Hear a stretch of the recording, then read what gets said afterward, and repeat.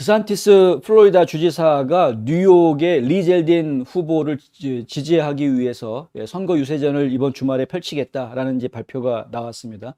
드산티스 주지사는 이번에 뉴욕에 가는 것뿐만이 아니고요. 이미 오하이오, 네바다, 펜실베니아 등등을 돌아다니면서 지원 유세를 하고 있는 그런 상황입니다. 여유가 있죠. 플로리다는. 플로리다 같은 경우에는 지금 민주당 후보로 나와 있는 그 찰리 크리스트 같은 경우가 뭐 기진맥진하고 있는 맥을 못 추는 상황입니다. 여론조사 결과를 보면은 11% 이상 앞서고 있습니다. 드산티스 주지사가 이미 과반수를 넘기고 있는 상황이기 때문에 안정권이어서 그러니까 본인 선거 턴은 지금 확실하게 잡아놓았기 때문에 타주에 있는 곳들을 지금 지지 유세를 하고 다니고 있는 지원 유세를 하는 이런 여유를 지금 저희가 보고 있습니다. 미래 대통령감답습니다. 지금 하는 행동들이. 근데 지금 이제 리 젤딘 같은 경우에는 특별히 뉴욕에서 문제가 좀 심각해져 가고 있는 범죄 급증에 대한 문제, 치안 문제 이런 부분들을 좀 집중적으로 공략을 하면서 그러면서 지금 표심을 좀 많이 얻어가는 주민들의 마음을 좀 많이 사는 이런 상황에 있고요. 그럼에도 불구하고 뉴욕주 자체가 워낙에 민주당원들이 많이 있던 곳이고 설치는 곳이다 보니까 지금 이제 쉽지는 않은 그런 상황이어서 끝까지 지금 지켜봐야 되는 그런 상황이기는 합니다만은. 근데 정말 뉴욕에서 공화당 주지사가 탄생할 가능성이 상당히 높은 상황이기 때문에 예전에도 공화당이 이끌었던 지역이기도 했었고요. 그래서 지금 다시 뒤집는 작업이 한참 진행이 되고 있어서 제가 결과를 한번 좀 보아야 되겠다. 특히 이제 캐시 호컬 현재 민주당 주지사 같은 경우에는 부주지사하다가 갑자기 쿠오모가 성추문 어쩌고저쩌고 해가지고 쫓겨나면서 주지사가 됐기 때문에 주지사 선거를 한 번도 치러본 적이 없습니다. 그러니까 주 전체, 뉴욕주 전체를 상대로 해서 선거 운동을 해본 적이 없습니다. 경험이.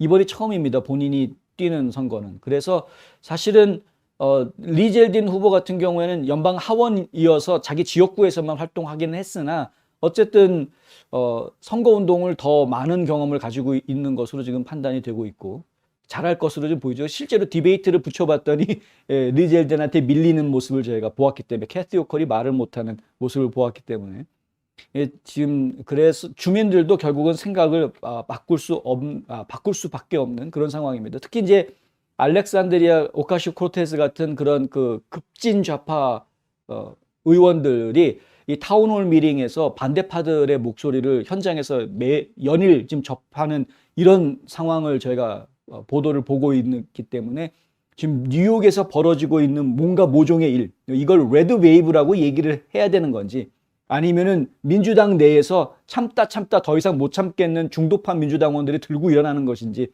거긴 게버드가 또 툴시 게버드가 민주당은 옛날 민주당이 아니다. 이젠 더 이상 이 사람들하고 같이 일할 수 없다. 그리고 탈당해버리면서 나를 따르라 했기 때문에 지금 민주당 안에서도 야, 지금 진짜 지금 민주당은 옛날 민주당이 아닌데 왜들 저렇게까지 급진적으로 나가야 되는 거지 하고 회의를 늦게 오던 사람들이 지금 다 들고 일어날 수밖에 없는 상황이 같이 전개가 되고 있는 것은 사실입니다. 그러니까 민주당 내에 균열이 벌어지고 있고 공화당 내에서는 지금 레드 웨이브를 통해서 응집하려고 하는 모습들이 보이고 있는 상황이기 때문에 뉴욕 같은 경우에는 충분히 판세를 좀 뒤집을 가능성이 있지 않느냐라고 지금 저희가 점쳐보고 있고요. 오레곤주도 지금 의회에 지금 소식이 들려올 것으로 지금 예상이 되는 그런 곳들이고요.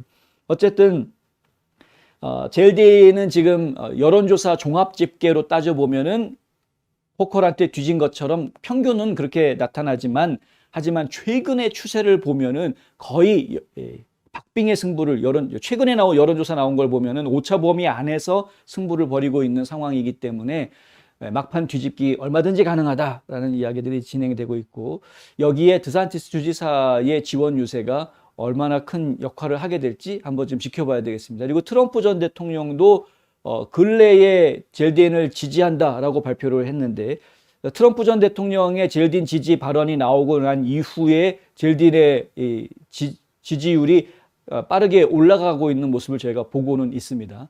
여기에 드산티스 주지사까지 가세하면 좀 더 활기찬 변화들이 좀 있지 않을까 좀 기대를 좀 해보겠고요. 교외 지역, 뉴욕시 이외의 교외 지역에서는 이미 젤딘이 기세를 잡고 있는 상황이고 뉴욕시 안에서 얼마만큼의 표심을 많이 확보하느냐가 관건인데 지금 이제 전문가들 입장에서는 30% 이상 뉴욕 시민들, 유권자들의 표심을 잡으면은 가능성이 있다라고 이야기를 하고 있는데 이미 30% 여론조사 보면 30% 넘어가고 있는 것으로 좀 보이고 있기는 합니다. 이 유세가 어떤 결과가 될지 저는 정말 관심을 가지고 있고요. 끝까지 한번 지켜보려고 합니다. 지금 젤딘 같은 경우에는 이슈가 범죄, 치안 이거였는데 본인을 공격한 사람이 있었죠. 혹시 기억 못 하시는 분들을 위해서 잠깐 설명을 드리면 본인을 공격한 사람이 있었습니다. 선거 유세하는데 어떤 사람이 손에다가 이렇게 쇠로 돼가지고 끼워서 이렇게 찌르는 것처럼 송곳니처럼 두 개가 뾰족하게 나와 있는 모양인데요. 이제 공격용으로 쓰는 쇠붙입니다. 근데 이거를 끼고 지금 젤딘한테 단상 위에 올라가지고 공격을 하려고 했는데 주변에 있던 보디가드들이 잡았습니다. 그래서 경찰로 보냈는데 경찰에서 그냥 경범죄라고 그냥 풀어줬습니다. 죄를 묻지 않고 무슨 뭐 벌금 내는 것도 없고 그냥 풀어줬습니다. 그래 놓고 나니까 이 사람이 자유롭게 다니다가 다른 범죄를 또 저질러 가지고 연방법을 어겼답니다. 그래서 잡혀 들어갑니다. 지금은 감옥에 있는데.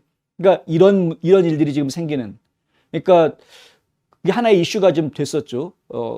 범죄를 저질렀는데 그냥 풀어줬더니 어차피 또 다른 죄를 짓는. 그러니까 이런 일 이제 우리 그만하자. 캐치 앤 릴리즈 그만하자는 거죠. 그러니까 범죄 방지 플랫폼을 내가 만들겠다라고 지금 공약을 하고 있고 거기에는 현금 없는 보석은 이제 더 이상 안 한다라는 내용도 들어가 있습니다. 그러니까 보석 되려면은 돈을 내고 보석금을 내고 하든가 아니면은 그냥 뭐 감옥 안에 있든가 이래야지 그냥 풀어주는 거 이거 이제 끝내자 그냥 풀어주는 거 이제는 안 된다. 근데 뉴욕 주의 뭐 맨하탄 검사실도 그렇고 이 좌파 검사들 조지 소로스 돈 받은 좌파 검사들이 이 지방 검사들이 되면서 이런 식으로 기소 안 하고 그냥 풀어주는 이런 거를 그냥 다 관례로 만들어 버렸고 민주당 쪽에서 그렇게 다 만들어 버렸거든요. 보석금 제도를 아예 없애버리겠다 이렇게 돼버렸는데 이제 그거 바꾸자는 거죠. 그렇게 한번 해봤더니 뉴욕시 범죄율이 30% 이상이 올라갔다라. 이게 경찰은 경찰대로 지금 4,000명 올해 안에만 4,000명 그만둔다고 그래가지고 경찰 인력은 모자라지고 범죄는 올라가고 그런데 지금 범인 잡아놓은 걸 그냥 막 풀어준다? 안 된다라고 주장을 하고 있는데 이게 지금 이제 주민들한테 많이 먹혀 들어가고 있는 거고요. 또 하나가 이제 사건이 있었던 게 본인의 집 앞에서 총격 사건이 있었던 겁니다. 젤딘 후보를 겨냥한 것은 아니었으나 그런데 그 총격 사건에 벌어졌던 그 총알이 하필이면 젤딘 후보자의 딸이 집안에서 공부하고 있었는데 그 집안에 총알이 날라 들어왔다. 물론 이제 다친 사람은 없었으나 그 총알 때문에 다친 사람은 젤딘 집 앞에서 누가 다쳐가지고 쓰러져 있었던 거였고요. 그래서 이것이 또 하나 이슈가 된. 연방 하원 의원이고 지금 주지사 선거에 후보로 나와 있는 주지사 선거 후보로 나오면은 경호원들이 따라붙게 돼 있거든요. 그러니까 특수 경호를 받게 돼 있고 경찰들이 보호하는 구역에 있을 텐데 그런 사람 집 앞에서도 총격 사건이 벌어진다면 이건 누구한테도 안전한 게 아니구나라는 경각심이 뉴욕 주민들한테 발생했다. 이제 이런 이야기들이 지금 나온 겁니다. 그래서 지금 다른 문제는 다 둘째로 제쳐놓더라도 뭐 경제 문제라든가 국경 안보 문제라든가 여러 가지 다른 문제들은 다 뒤로 제쳐놓더라도 이 안전 치안 문제만 놓고라도 젤딘이 주지사가 돼야 된다라는 목소리가 지금 높아지고 있다.